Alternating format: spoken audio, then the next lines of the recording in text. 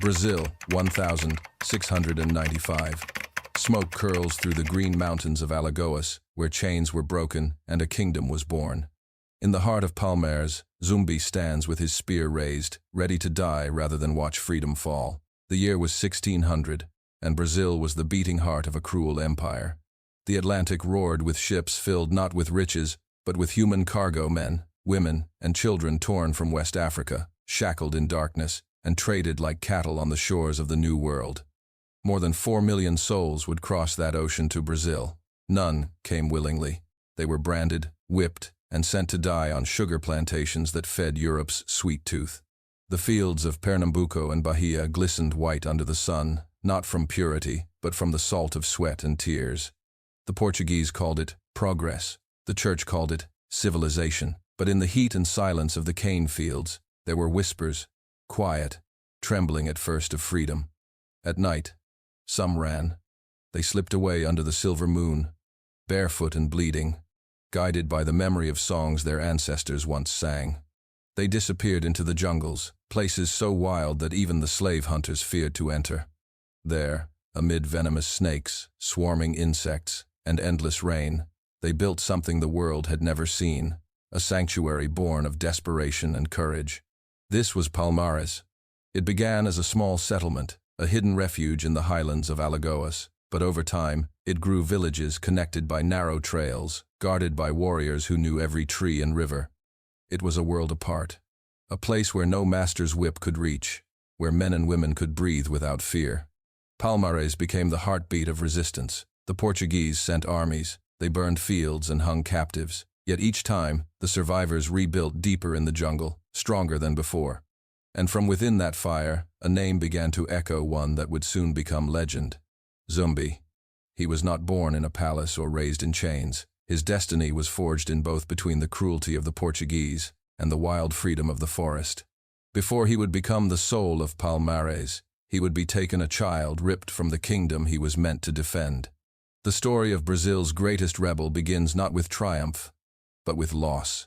Zumbi was born in Palmares sometime around 1655, when the forest kingdom was already thriving, but even paradise was not safe from the reach of empire.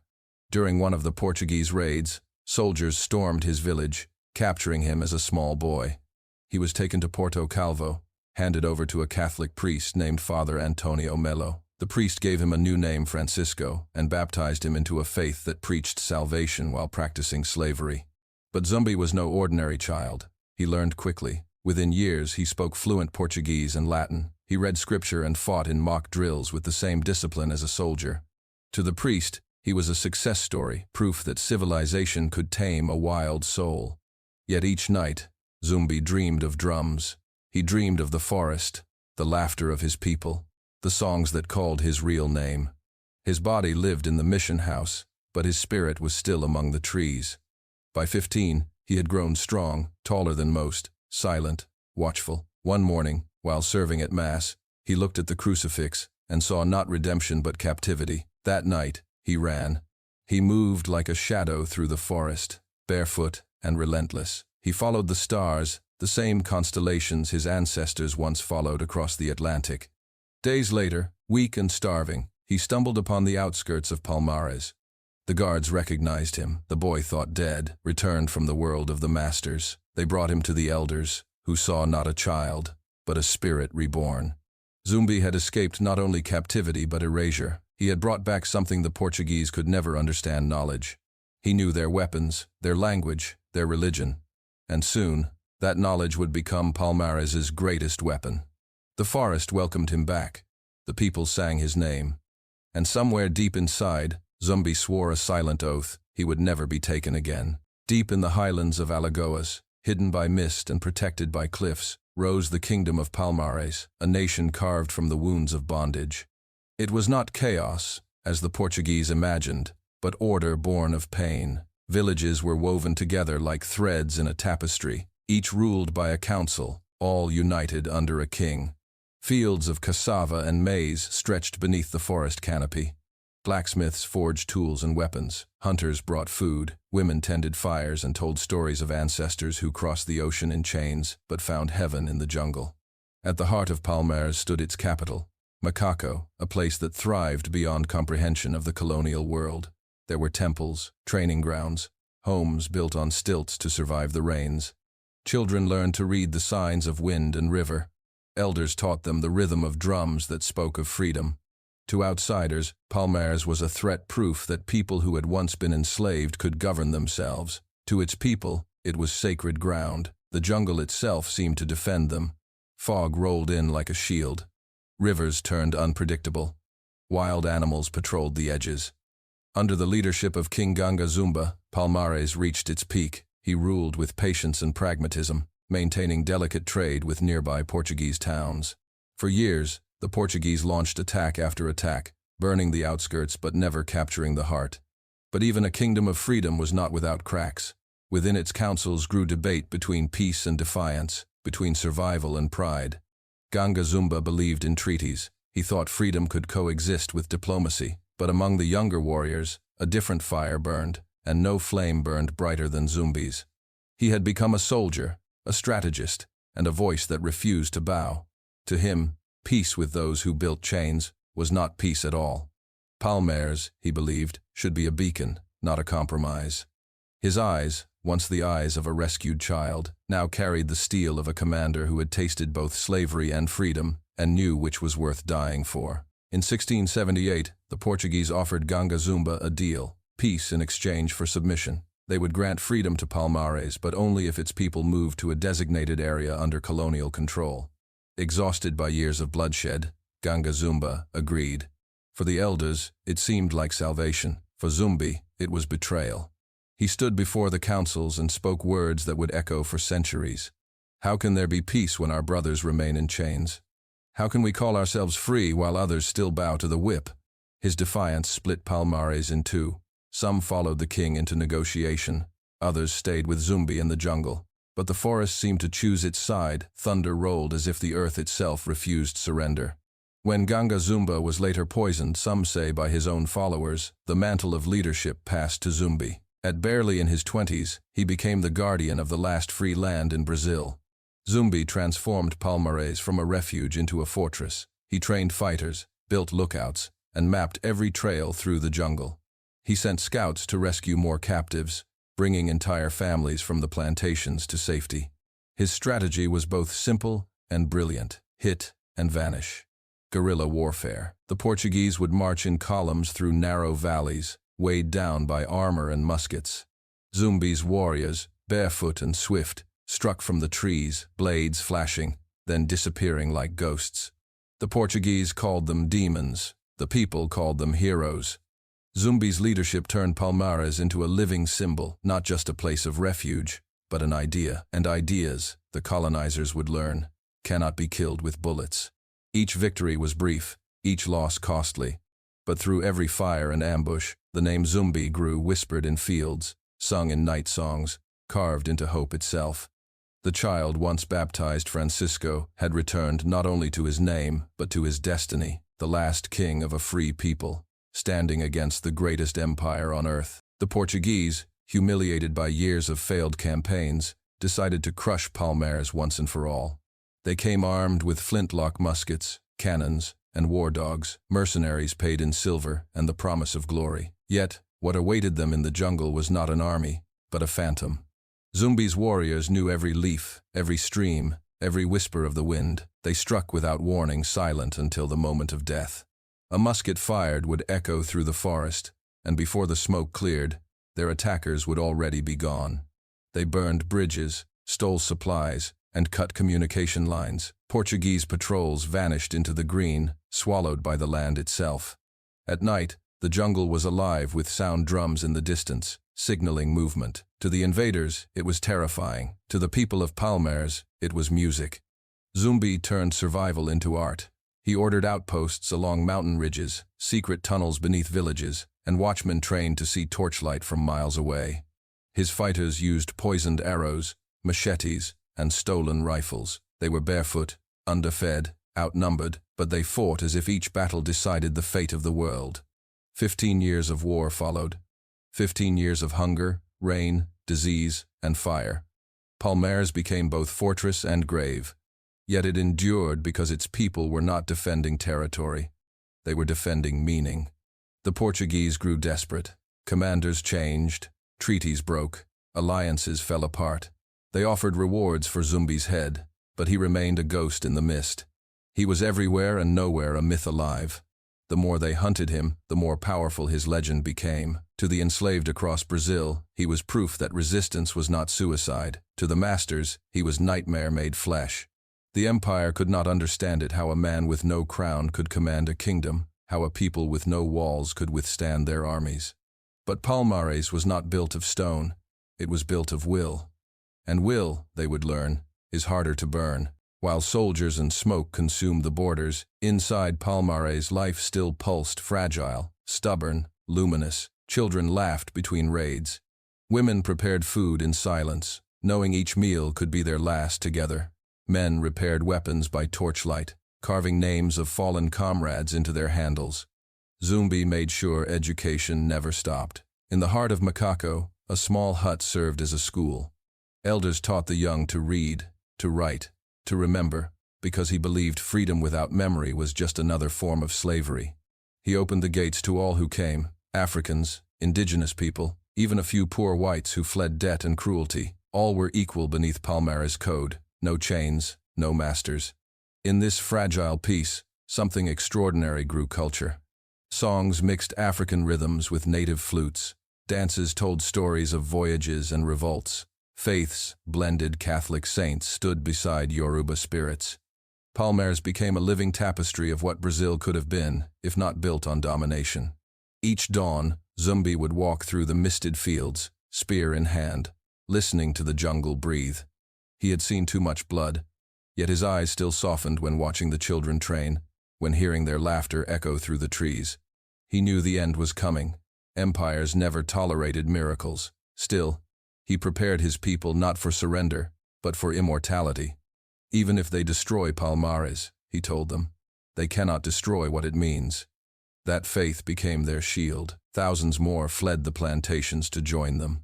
By the late 1680s, Palmares held nearly 30,000 souls, the largest free settlement of African descent in the Americas. But freedom built in defiance comes at a price. The Portuguese crown, embarrassed and enraged, ordered one final campaign, an army larger than any before. As scouts brought word of their march, the people of Palmares did not panic. They sang. For in the forest of Alagoas, under the watch of their warrior king, even facing annihilation felt like victory, because they had already proven that the enslaved could live free. By 1694, the storm that Zumbi had long prepared for finally arrived. From the coast, the Portuguese launched their most massive assault yet. Over 9,000 soldiers, mercenaries, and native auxiliaries, under the command of Domingos Jorge Velho, a brutal veteran of frontier wars. They carried cannons, war drums, and the arrogance of an empire that believed resistance was sin. When the jungle trembled with their march, Palmares stood ready. Zumbi positioned his fighters along the ridges of the Serra da Barriga, the mountainous heart of his kingdom. They dug trenches, sharpened bamboo stakes, and stored arrows in bundles tied with vines. From high above, they could see the white smoke of muskets glowing like ghosts in the morning fog. The siege began with thunder. Cannonballs ripped through the forest, scattering fire and ash. The walls of Macaco shook, but its people did not flee. They fought with spears and stolen rifles, with stones and faith. Women carried water and bandages. Children gathered arrows. The jungle screamed with smoke and blood. For days, the sky never cleared. Corpses rotted in the heat. Zumbi, wounded in the shoulder, refused rest. If we fall, he told his commanders, let them walk over our bones to reach the ground we made free. But the enemy was endless. Starvation crept through the camps. Wounds festered. By the 10th day, Palmares was burning. Villages that had stood for a century fell into cinders. Some fled deeper into the wilderness. Others, surrounded, fought until their last breath. In the chaos, betrayal slithered like a snake. One of Zumbi's own captains, a man he trusted, guided the Portuguese through a hidden pass that led to the heart of Macaco. At dawn, the soldiers broke through. What followed was not battle, but slaughter. The drums stopped. The jungle went silent. Zumbi escaped with a small band of survivors, vanishing into the thick green labyrinth that had birthed him. But the Empire was relentless. They sent trackers, they sent spies, and in that darkness, the same hand that betrayed Palmares would soon betray its king. For almost a year after the fall of Palmares, Zumbi lived like a ghost. The Portuguese believed he was dead. The people whispered he was immortal. He moved from cave to cave, wounded but unbroken, surviving on roots and rainwater. His beard grew wild. His eyes, hollow but fierce, still burned with the fire of defiance. Those who found him swore they saw something divine, not a fugitive, but a spirit walking in flesh. "Zumbi lives," they whispered, and those words spread across Brazil like wind through cane. But gold speaks louder than faith. The colonial governors placed a bounty on his head, alive or dead, and for a people starving, hunted, and exhausted, loyalty could crumble under hunger. One November morning in 1695, the betrayal was complete. A man who had once fought beside Zumbi led Portuguese soldiers through the dense forest to his hideout at Serra dos Irmãos. They found him asleep, surrounded by a handful of faithful followers. The fight was brief. Zumbi killed 2 before being struck down. They dragged his bleeding body through the mud, chained and beaten, yet even in death's shadow, he refused to kneel. When offered mercy in exchange for surrender, he spat blood and said nothing. At Recife, on November 20th, 1695, Zumbi dos Palmares, the last king of freedom in Brazil, was executed. His head was severed and displayed in the town square, a warning to all who dreamed of liberty. But the message failed. The people did not tremble. They wept, they sang, they remembered. The wind carried his name through the plantations, whispered in the sugar fields, in the songs of the workers under the moon. Zumbi lives. His death became his resurrection. The empire had destroyed a man, but not the idea. Freedom, once tasted, cannot be forgotten. And though his body rotted under foreign sun, his spirit became the pulse of a nation that refused to die. The jungle reclaimed the ruins of Palmares. The earth grew over bones and blood. Yet somewhere beneath those roots, the rhythm of drums still echoes slow, steady, eternal like the heartbeat of Zumbi himself. The flames of Palmares were extinguished, but from their ashes, a legend was born. For centuries, the Portuguese tried to erase Zumbi to make his name vanish, to turn his rebellion into myth. But Brazil remembered. The enslaved whispered his story in secret songs, passing it down like a sacred prayer. On the plantations of Bahia, they sang about the man who would not bow. In the mines of Minas Gerais, they carved his name into rock. Every act of resistance, every runaway, every revolt carried his shadow. Zumbi became a word that meant freedom itself. Through the 18th and 19th centuries, as new uprisings swept the colonies in Haiti, in Jamaica, in Cuba, his ghost seemed to march among them. Even when slavery was finally abolished in Brazil in 1888, his story refused to fade. It was no longer just about chains. It was about memory, about identity, about the price of dignity. In the modern age, as Brazil wrestled with its racial scars, Zumbi rose again, not as a warrior, but as a symbol. His statue stands in Rio de Janeiro, his eyes carved toward the horizon. Schools and streets bear his name. On November 20th, the day of his death, the nation pauses to honor him. Dia da Consciência Negra, the day of black awareness. It is not a holiday of mourning, but of awakening, a reminder that freedom was not granted, but fought for. Even now, in the favelas, in classrooms, in music and art, his spirit moves. The rhythm of the drums of Palmares beats inside samba, capoeira, and the protest songs of Brazil's poor. The same fire that once burned in the jungle now burns in hearts that refuse to accept silence. Zumbi's spear has long since rusted, his bones lie scattered, but his dream, a world where dignity is not a privilege, endures. He is Brazil's Spartacus, its Toussaint, its soul unbroken. And every time someone stands against oppression, they walk once more in the shadow of Palmares. Zumbi's story is not about victory.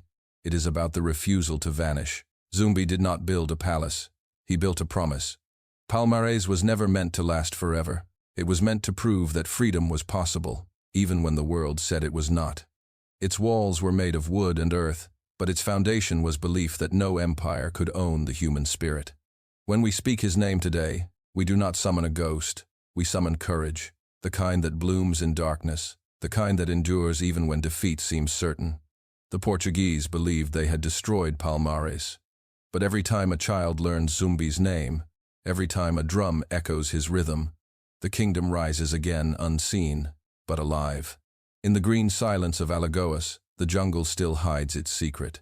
Beneath vines and roots lie the ruins of a dream, a place where once, for a brief and shining moment, the enslaved ruled themselves, and freedom had a home. Zumbi died defending it.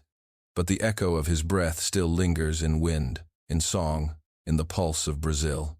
For some kingdoms are not measured in time, but in memory. And Palmares, the kingdom of Zumbi, still lives there,